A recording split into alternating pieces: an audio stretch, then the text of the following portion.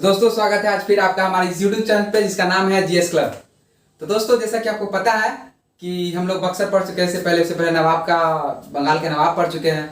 तो आज हम लोग आए हैं उसी के बाद, उससे जो रिलेटेड स्टोरी था, जैसा कि मेरा पिछला वीडियो जिन्होंने देखा होगा उन्हें पता होगा कि बक्सर से रिलेटेड पलासी से रिलेटेड ही बक्सर का युद्ध था। जिस प्रकार पलासी का युद्ध हुआ उसी में जो मीर जाफर था उसी से रिलेटेड था फिर बक्सर का युद्ध।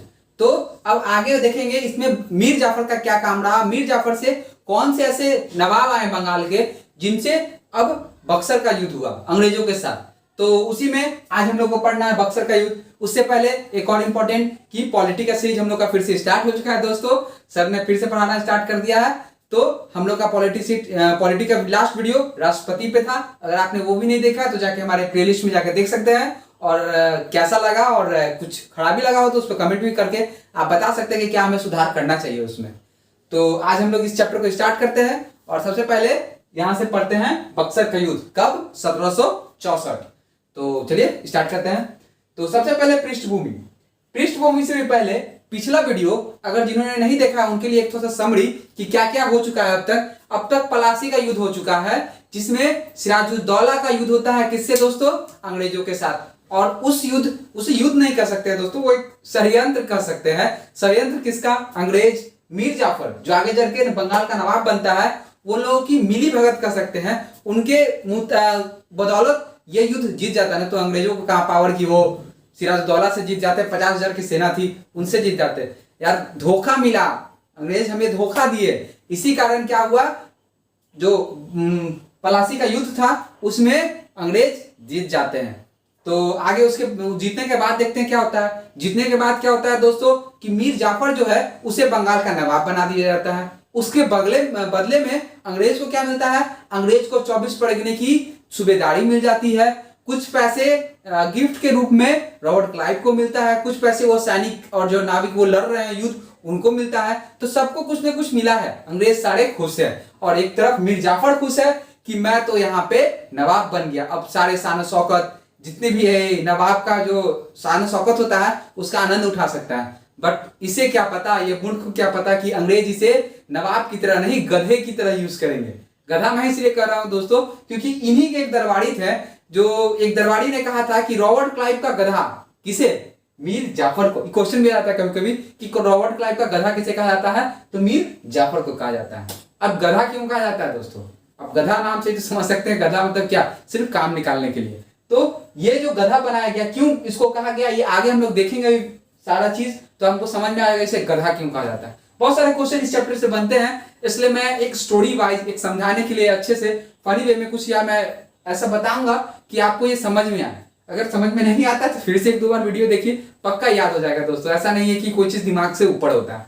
तो क्या है, पहला पृष्ठभूमि कहां से बनती है इसकी। पहली, मीर जाफर को गद्दी से हटाया गया 15,000 का मासिक पेंशन देके। अब हटाया क्यों गया इसको, अब मीर जाफर को क्यों हटाया गया। ये मीर जाफर सारा अंग्रेज के मुताबिक ही काम कर रहा था। अंग्रेज इससे बोलते थे अगर पैसे चाहिए तो ये पैसे निकाल कर दे दिया करता था बिना कुछ बोले। ये तो एक तरह से गधे की तरह ही काम कर रहा था, कुछ इसका कुछ स्वतंत्रता नहीं था। मतलब ये चाहता था, एक वहां पे शासक थे राम नारायण, उन्हें हटाना चाहता था। इसकी ये नवाब है, ये हटाना चाहता है एक शासक को, बट वो नहीं हटा पाता है। क्यों, क्योंकि रॉबर्ट क्लाइव इसके बीच में आ जाता है। वो इन दोनों में संवाद करवाता है, वार्ता करवा के मामला शांत करवा देता है। और एक तरह से जो राम नारायण थे उसे संरक्षण मिला हो रहता है, किसका, क्लाइव का संरक्षण मिलने के कारण उसे तो गद्दी से हटा नहीं सकता। अब ये नवाब होके भी गद्दी से नहीं हटा पा रहा, तो किस लिए नवाब यार। तो ये हो गया इसका हालत उस समय। अब उस समय क्या हुआ, इसके एक दामाद थे, दामाद का नाम क्या जी था, मीर कासिम। नाम याद रखिएगा, मीर कासिम, बहुत इंपॉर्टेंट। आगे उन्हीं पे स्टोरी है सारा, बक्सर का युद्ध मीर कासिम पे स्टोरी है। तो मीर कासिम उनके दामाद थे।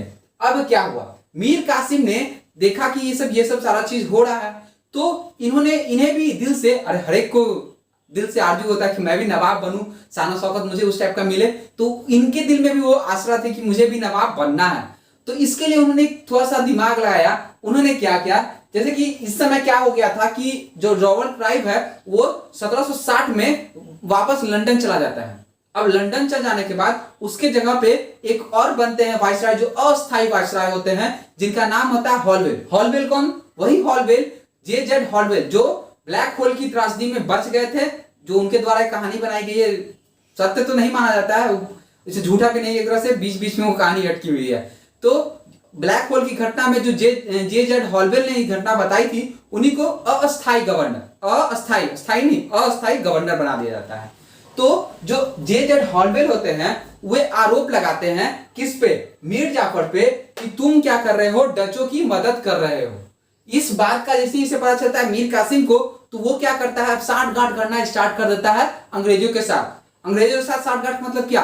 अब उस समय जो डच थे, अस्थायी थे हॉलवेल, उनके हटने के बाद जब स्थायी गवर्नर आते हैं वॉर्सिटॉट आते हैं, तो वो अब देखता है कि वॉर्सिटॉट आ गए हैं, ये तो अस्थायी गवर्नर है भाई, तो इनके मदद से मैं बन सकता हूं बंगाल का नवाब। तो ये क्या करता है कि उनको बोलता है कि आप मुझे गवर्नर बना दीजिए, इससे फायदा मुझे हुआ और आपको भी होगा। वो कैसे फायदा होगा? तो यहां देखिए, वॉर्सिटॉट एवं मीर कासिम के बीच समझौता। क्या समझौता हुआ? समझौता हुआ कि वर्धमान, मिदानपुर, चटगांव, ये तीन जो प्रांत हैं इसकी दीवानी आपको मिल जाएगी। मतलब अंग्रेजों को ये तीन, वर्धमान, मिदानपुर और चटगांव, अब ये तीनों की दीवानी आपको मैं दे दूंगा। चलो, ये तो इसने बोला कि चलो ठीक है, कंपनी को ये फायदा हो गया। अब मुझे क्या फायदा होगा भाई? ये तो कंपनी को फायदा हो गया। वॉर्सिटॉट बोलेंगे भाई मुझे भी तो फायदा दो, तब तो मैं तुम्हारे सपोर्ट करूंगा। तो और क्या, मीर कासिम के बीच में क्या हुआ कि मीर कासिम ने बोला कि मैं आपको 50,000 पाउंड दूंगा। किसको? वॉर्सिटॉट को 50,000 पाउंड दूंगा अगर आप मुझे बंगाल का नवाब बना देते हैं। अब ये तो वॉर्सिटॉट का हो गया। अब इससे पहले कौन थे? हॉलवेल। हॉलवेल को भी कुछ मिलना चाहिए ना भाई, वो भी तो अस्थायी थे, उनने भी सपोर्ट किया था, आरोप लगाया था डच को संरक्षण देने का। तो उनको क्या मिला? उनको मिला 27,000 पाउंड। एक को कितना मिला? वॉर्सिटॉट को मिल गया कितना? 50,000 पाउंड। अब 15 के, और जो हॉलवेल थे उन्हें कितना मिल गया? हॉलवेल को मिल गया 27,000 पाउंड मिल गया हॉलवेल को।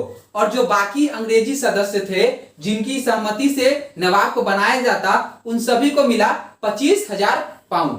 तो ये था पैसों का लेन देन, एक तरह से घूस कर सकते हैं, घूस का अमाउंट दोस्तों। जिस घूस के अमाउंट से मीर कासिम मीर जाफर को हटाकर मीर कासिम बन जाता है बंगाल का नवाब। और यहां से बंगाल का नवाब बना, उसके साथ एक और था क्या, सिलहट में चूना व्यापार हुआ करता था, ठीक। उसमें कंपनी को आधा हिस्सा दिया गया। जो वहां के जो नवाब थे वो सिलहट में चूना व्यापार किया करते थे, तो उसमें आधा हिस्सा दिया गया। किसको दोस्तों? तो कंपनी को दिया गया। तो यहां से स्टोरी समझिए। पहले क्या हुआ कि अब इसको हटाने के लिए क्या किया गया, इसको हटाने के लिए डच में सबसे पहले डचों का संरक्षण का आरोप लगाया गया। कौन लगाया? हॉलवेल। और उसके बाद वॉर्सिटॉट आए, उन्होंने क्या कहा कि इसको पूरी तरह से हटा दिया, बात करके, संवाद करके, और हट गया। हटने के बदले उसको क्या मिला? मीर जाफर को 15,000 का मासिक पेंशन मिल गया। और बदले में वॉर्सिटॉट, इसको क्या मिला? वॉर्सिटॉट को 50,000, हॉलवेल को 27,000, और बाकी जो अंग्रेज थे, सदस्य थे, उन्हें 25,000 पाउंड मिला।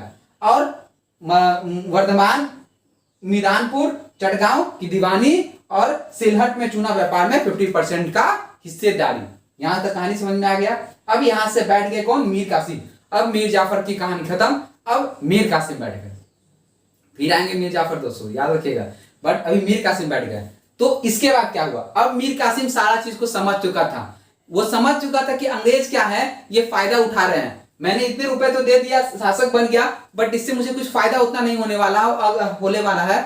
अगर मैं अंग्रेजों को अपनी सत्ता जो बंगाल है, बंगाल से मैं अलग लेके चले जाऊं, तो इससे फायदा मुझे जरूर होगा दोस्तों, ठीक। ये समझ ही चुका था कि अंग्रेज बहुत दिमाग लगा रहा है, षड्यंत्र करके, जो जैसे प्लासी का जो जीते थे, वो आगे भी मुझे ये शासन करने नहीं देंगे। अगर शासन मैं करूंगा तो जिस तरह से रॉबर्ट क्लाइव का गधा मीर जाफर था, मुझे भी गधा बोला जाएगा, रॉबर्ट क्लाइव का दूसरा गधा बोल दिया जाएगा।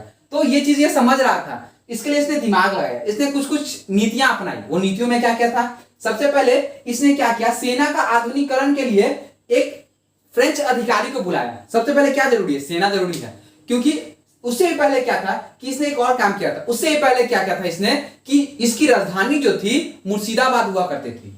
तो इसने सबसे पहले क्या किया, मुर्शिदाबाद से अपनी राजधानी मुंगेर ट्रांसफर कर दिया।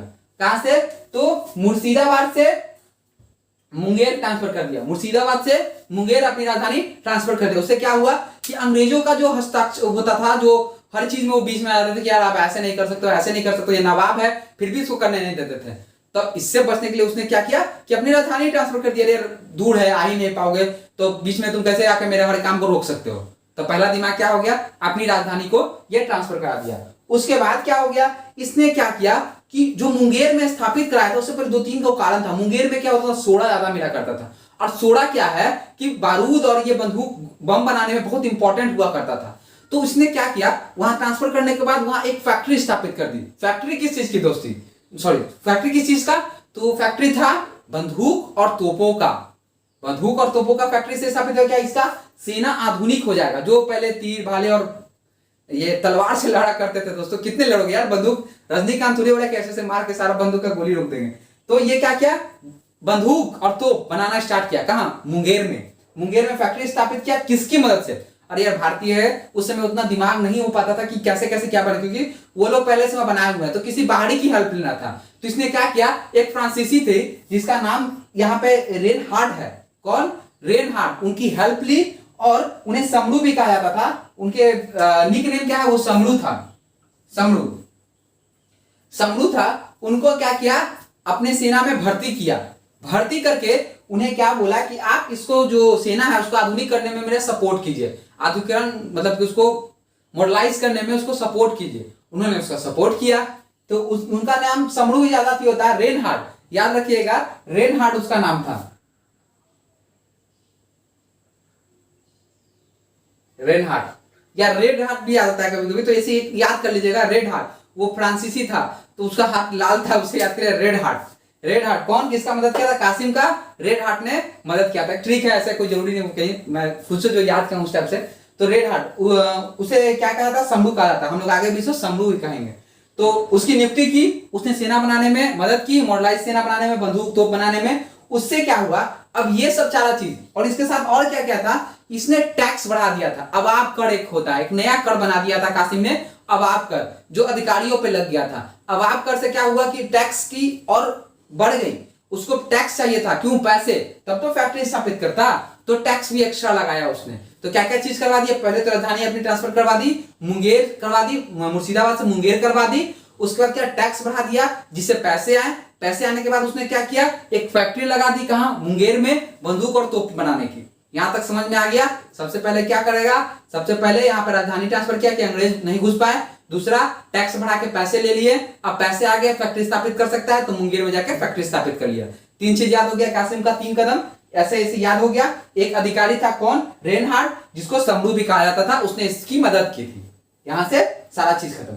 अब ये सब चीज कर रहा था कासिम, ये सब देख रहे थे कौन, अंग्रेज। अंग्रेज तो देख रहे थे भाई कि बंगाल इतना बड़ा क्षेत्र, समृद्ध क्षेत्र, इस पे कासिम को बैठाया है तो क्या कर रहा है।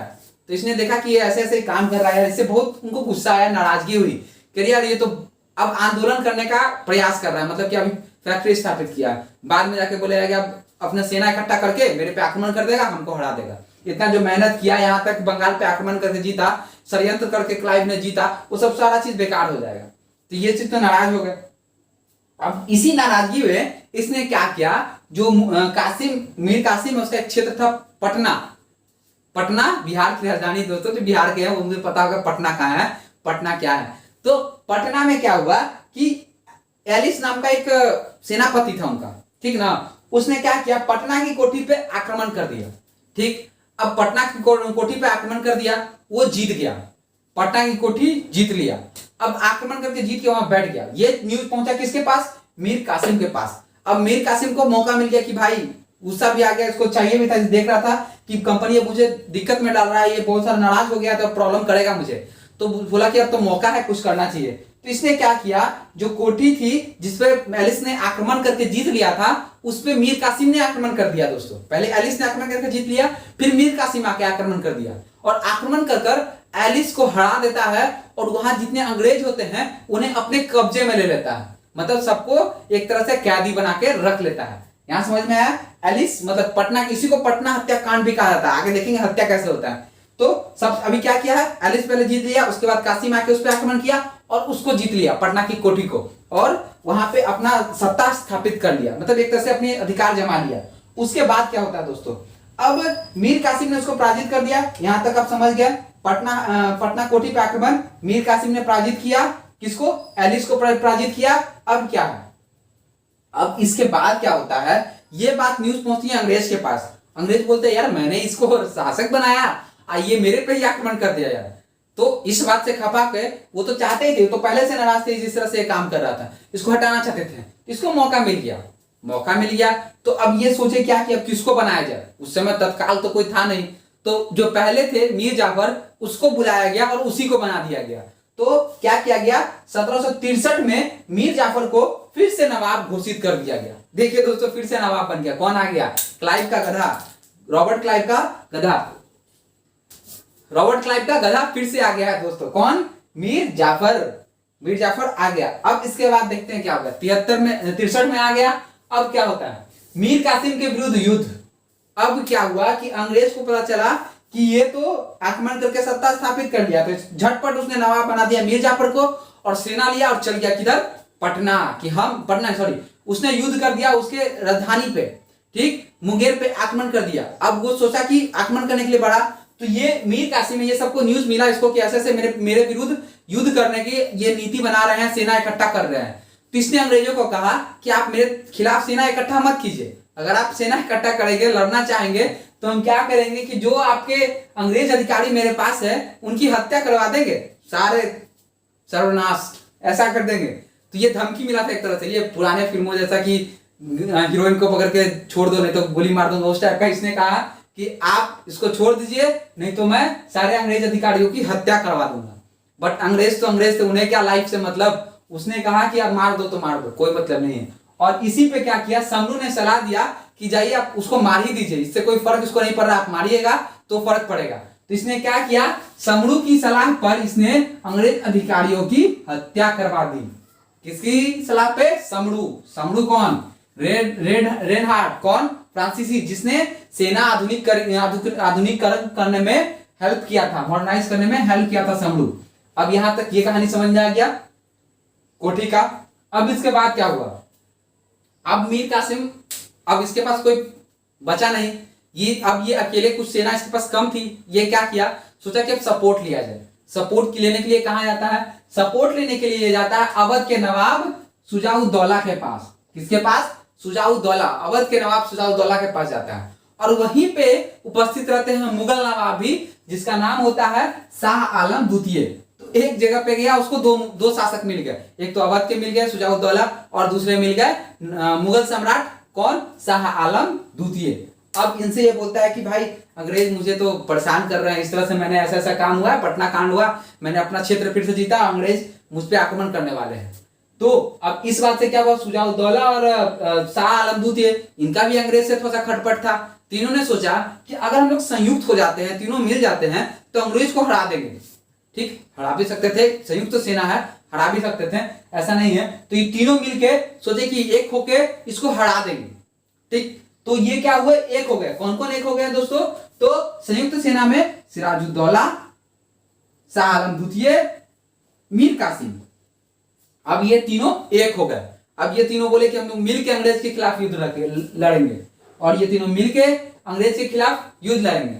अब ये क्या हुआ, संयुक्त सेना बक्सर की घेरा डाला। अब संयुक्त सेना ने क्या किया, जो बक्सर था, बक्सर पे जाके घेरा डाल दिया।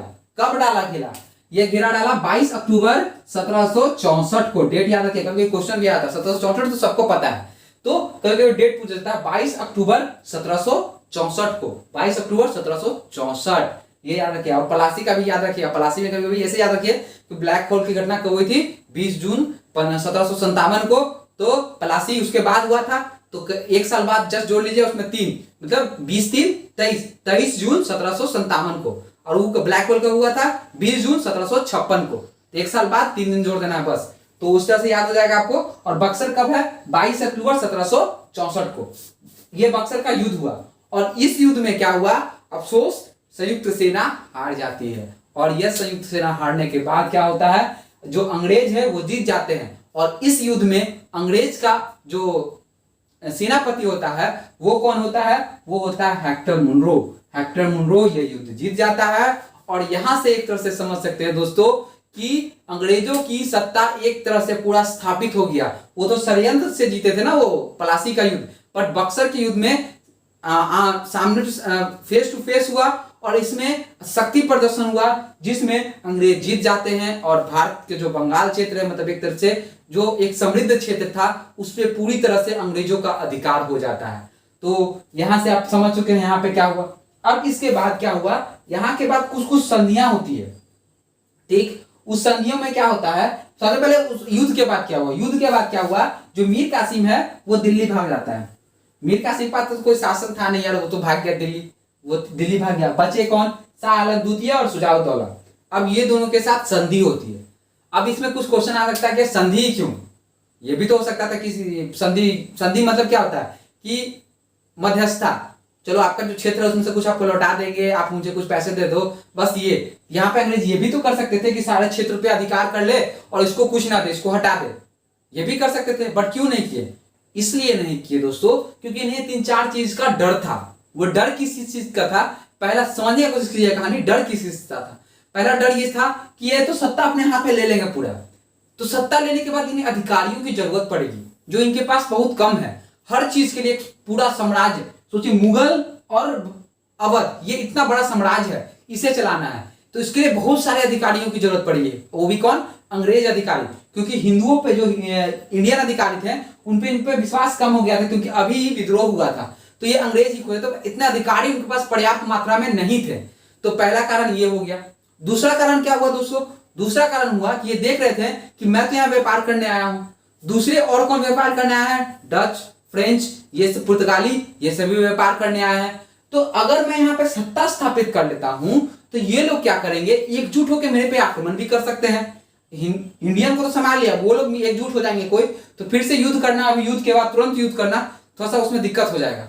तो दूसरा डर वो था। और तीसरा डर ये था कि ये लोग सोच रहे थे कि अगर यहाँ पे हम सारा सत्ता अपने हाथ में ले लेते हैं तो ये जो मुगल है और अवध है ये दोनों तो हट जाएगा, बट इनकी मित्रता तो अनेक राष्ट्रों से है, तो वो लोग उससे हेल्प लेके संयुक्त रूप में फिर से आक्रमण कर सकते हैं मेरे पे।